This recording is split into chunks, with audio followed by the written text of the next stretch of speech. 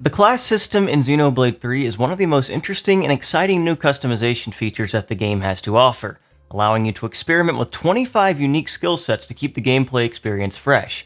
In addition, there are benefits to using and mastering multiple classes with characters, such as gaining access to skills and arts that you can use globally. In this video, I'd like to give a general overview of exactly how the class system works, how to gain class points quicker, and give some recommendations of what you might want to look for and invest in with the classes.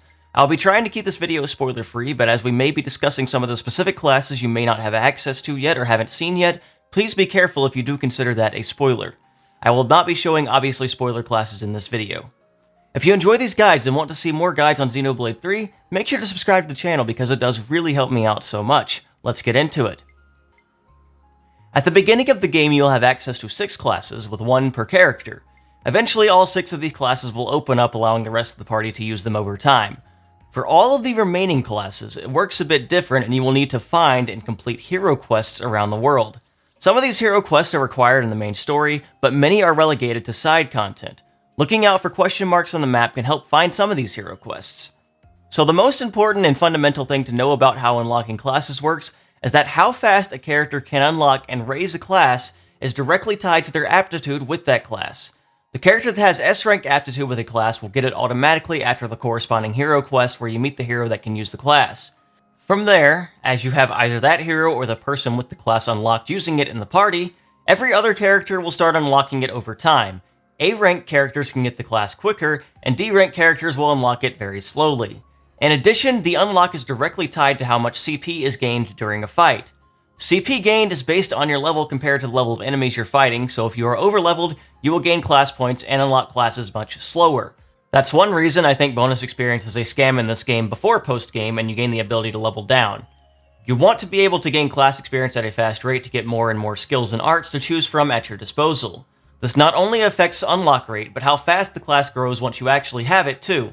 The game seems to encourage you to use characters with high aptitude classes, but for my testing, outside of the growth rate, there doesn't seem to be any other major differences in something like damage dealt, so if you have the patience, someone with D rank in a class can be just as strong as someone in S rank, if not a bit stronger if their base stats are better for that class. You can additionally do more hero quests, or side stories for the main cast, to upgrade the class further all the way to rank 20. This will give you the strongest arts, the lowest cooldowns, and access to all the skills including the talent art being able to be used on any other class. This is ultimately what you want to aim for. For much of the story, you don't really need to worry about grinding for class points since you can get them naturally, but maybe you just need to get a certain skill as soon as possible, or you're in post-game and want to speed up the process. So let's talk about how to gain CP quickly. First of all, you'll definitely want to be doing cooking with Manana to make the food with the highest CP boost gain possible to make sure you're getting as much CP as you can. From this point, the fastest way to gain CP is likely going to be fighting and overkilling a unique monster near your level. What does it mean to overkill an enemy? Well, if you finish an enemy with a chain attack, you'll see a bonus percentage on the right side of the screen. As you do more damage to the enemy that is already dead, this percentage will increase. When the chain attack ends, whatever this percentage is what your total experience, class points, and gold will be multiplied by. It can be very helpful to find a unique monster 2 to 3 levels higher than you because with overkills, you can unlock and level classes pretty quickly. It may only take 3 or 4 kills to get one class to level 10. Additionally, class point rates are higher for higher level enemies, so later on in the game you should be able to gain class points at a faster rate, which of course makes sense since you'll be wanting to hit class rank 20 on many of these classes. This also means the best method for quickly getting class points will be the highest leveled unique monsters or super bosses since you can maximize CP gain by fighting these enemies. That isn't always a viable option if you're lower leveled though, and in that case, any strong unique monster near your level will work absolutely fine. If you want to know how to get the best possible overkills and chain attacks, I explain all about how to pull off very strong chain attacks in a different guide, but if you're still not too confident in that, you can always wait to chain attack when an enemy is very low on health for a guaranteed strong overkill. You can also raise class rank by using silver Napon coins, which aren't too hard to obtain, and they do cap at 99, so this can be worth investing coins into to make sure you're not wasting any to help max classes quicker, especially on lower aptitude characters. Silver coins are more abundant than gold coins, but I'm not sure just how easily farmable they are currently, since I've only seen Pepito enemies drop them outside of unique monsters and chests for the first time. So keep that in mind as well if you do plan to use them. So what exactly are the benefits of using and investing in a class? Well, for one, you may just find the playstyle of the class fun, or it could be a strong class to use as a primary class for one of your characters. However, even then you'd likely want to have your characters learn and master a lot of classes. The main benefit to learning classes is gaining the ability to use Master Arts and Master Skills. Master Arts and Skills are abilities inherent to the class that you can use with any other class once you unlock them. You unlock these by leveling the class. You can get a free Master Art just for unlocking the class on a character at level 1, you will gain a skill at level 5, another art at 10, another skill at 15, and the talent art of the class at level 20. This is true for every single class in the game except for one, which is a bit of a special class. You can assign Master Arts you've learned to the D-pad buttons for any class you are currently using as long as the type of art is from the opposite country of the class you're using. So Diamond Arts are the Master Arts for Keva's classes, and Circle Arts are the Master Arts for Agnes' classes. These Master Arts are also used as part of Fusion Arts, and can add a lot to combat, such as giving a class access to a combo like Topple it may not have had access to otherwise, or adding evasion to an art that normally would not have had evasion, as well as a lot of other pretty unique and powerful effects. Master Skills have no restrictions. When you learn them, you can use them on any single class you want. Sometimes you may see a strong skill you want that you could get from just hitting level 5 in a class, and it can be worth investing in that class just until level 5 to have that skill, although the skill will still get stronger the more you invest in the class. A Gain Talent Art also has no restrictions and can be used with any class once unlocked. So you may be wondering, well, what are the best classes to invest in? What are the most useful skills and arts to have? Well, in many cases, this really depends on what you want the character to do in the long run, whether you want them to be an amazing healer and buff stacker, whether you want them to do as much damage as possible, or whether you want to get them good tanking abilities, or even a mix of everything. Obviously, I don't want to cover all classes in huge detail in a video like this, since I do want to actually have individual class guides, but I'll give an overview of some strong skills from default classes, and some classes I think are strong to invest in. Some strong skills from the default classes include Cypher Edge from Sword Fighter for a strong boost to critical hit rate, Stormy Gale from Mio's class to give a large agility boost to increase evasion, Eternal Formation to increase duration of field effects from Uni's class, Ethereal Ability to boost damage of Ether Arts by 50% from Tyan's class, which is very useful for Ether DPS attackers especially, and both Fighting Prowess and Dynamite Spirit from Senna's class for a strong boost to physical damage and a nice boost of damage when above 60% health, which is very easy to have apply in chain attacks.